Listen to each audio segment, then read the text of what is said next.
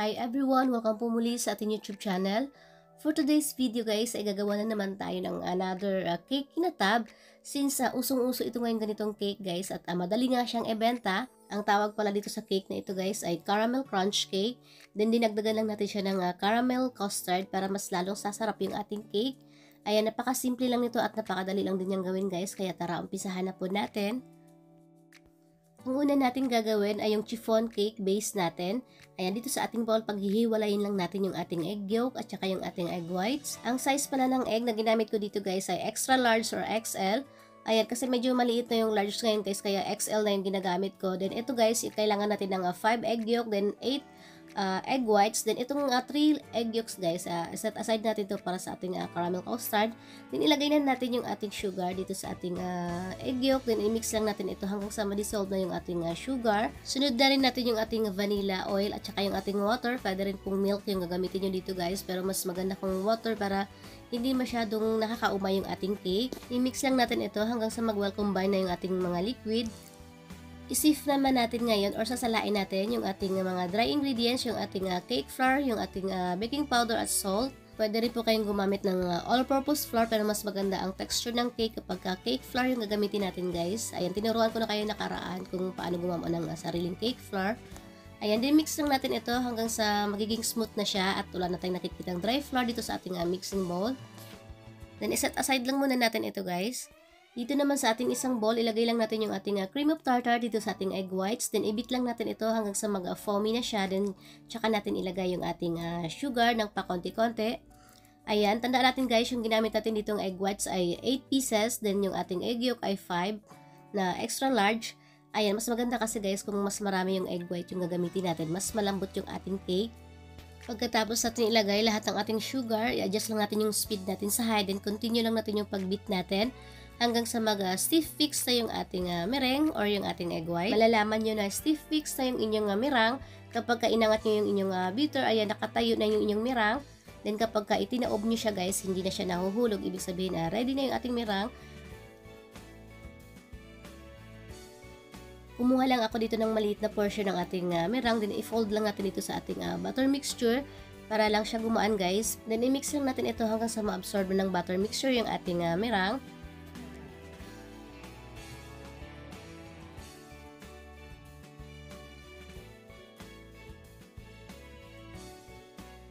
Cut and fold method lang din yung gagamitin natin pang mix dito guys para hindi po natin ma-deflate yung ating meringue at hindi po bumagsak yung ating cake.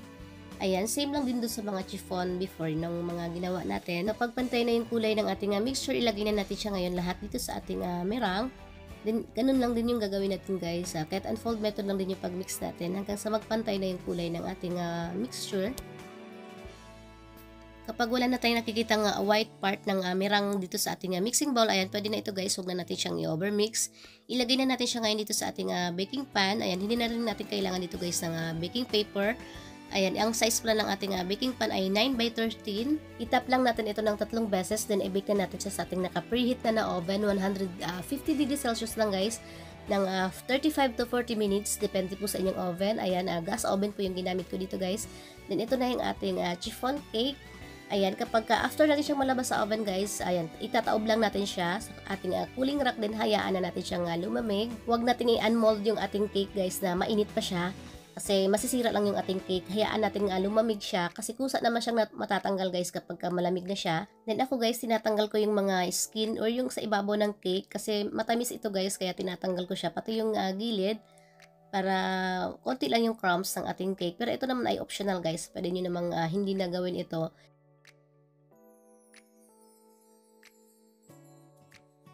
Ayan, nakikita nyo ba guys kung gaano kaganda yung ating cake? Kahit hindi po tayo gumamit dito ng baking paper, hindi po siya nasira. Basta yun lang yung tips ko guys. Huwag na huwag nyo i-unmold yung inyong cake na mainit pa siya. Hayaan nyo siya kusa siyang matanggal kapag malamig na siya.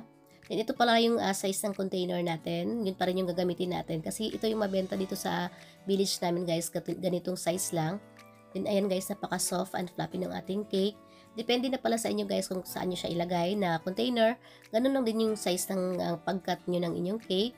Medyo madami pala yung ginawa ko ngayon guys kasi order ito. Ayan na, may ari na ito guys. Minsan kasi kapag gumagawa ako mga 10 pieces lang ay laging kulang, marami pang naghahanap kaya ayan dinamihan ko na siya. Pero kung gusto niyo mag-try muna, ayan pwede kalahating recipe lang yung gagawin niyo.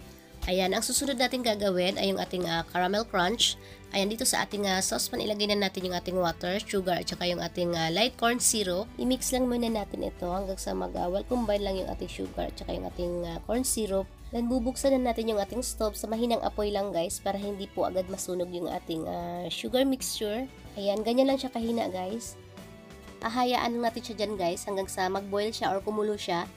Tandaan po natin, wag po natin siyang i-mix. Basta wait lang po natin or antayin lang natin hanggang sa magiging amber na yung color niya. Ayan, kapag ganito na siya guys, ayan, pwede na ito. Wag na natin siyang i-overcook pa kasi papait na yung ating caramel crunch. After natin siya tanggalin sa stove guys, i-rest lang muna natin siya dito sa ating counter ng mga 30 to 40 seconds guys hanggang sa humupa lang yung bubbles doon sa ating sugar mixture bago natin ilagay yung ating baking soda. Then kailangan mahalo natin maigi yung ating baking soda. At kapag nahalo na natin maigi yung ating baking soda, ita-transfer na natin siya ngayon dito sa ating baking pan. Naglagay ako dito ng baking paper para hindi dumikit yung ating caramel.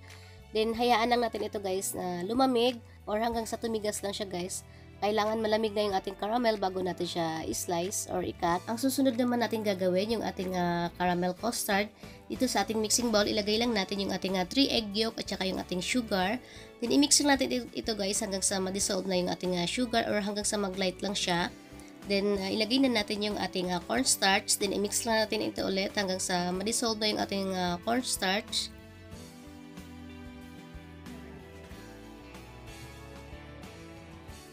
Sunod na rin natin yung ating evaporated milk. Ayan, ito yung brand na ginamit ko dito guys. Pwedeng Alpine or yung Alaska Classic. Depende na sa inyo guys, pero mas masarap kasi itong mga brand na ito. Ayan, itong recipe pala na ito guys, 1-in-1 recipe yung kailangan natin gawin dito guys doon sa recipe ng cake na ginawa natin kasi medyo madami yon. Ako kasi may natira pa ako doon sa ref or sa fridge kaya ito, one recipe lang yung ginawa ko dito guys. Then sunod naman natin gagawin ay yung ating caramel sugar. Then ilagay lang natin yung ating sugar dito sa ating saucepan. Then hayaan lang natin siya mag-melt hanggang sa magiging amber na yung color ng ating sugar. Tandaan po natin huwag nating sunugin yung ating caramel para hindi po siya pumait. Then ayun, kapag nag-start na siya mag-melt yung ating sugar guys, pwede na natin siyang haluin para magpantay na yung kulay niya. Then kapag ganito na yung color niya guys, pwede na ito ilagay na natin yung ating water. Huwag na natin siyang hayaan pang magiging dark pa yung color niya guys kasi papait na siya. Then i-mix lang natin ito hanggang sa mag-melt lang ulit yung sugar na nabuo dito sa ating saucepan.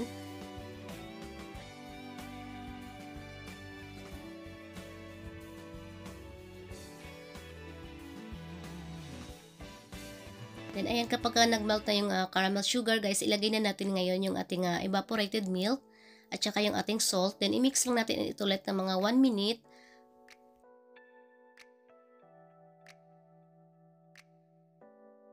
Then after 1 minute guys, ilagay na natin siya or ibuhos na natin siya dun sa ating egg yolk mixture yung ating ginawa kanina. Then i-mix lang natin siya guys habang binubuhos natin yung ating mainit na mixture para hindi po maluto yung ating egg yolk. Ayan.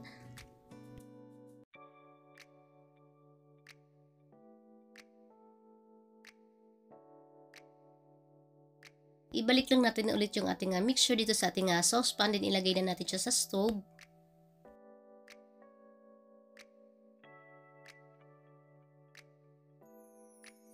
I-on lang natin yung stove natin guys sa mahinang apoy lang. Then continue lang natin yung pag-stir natin or yung pag-mix natin hanggang sa lumapot na yung ating mixture.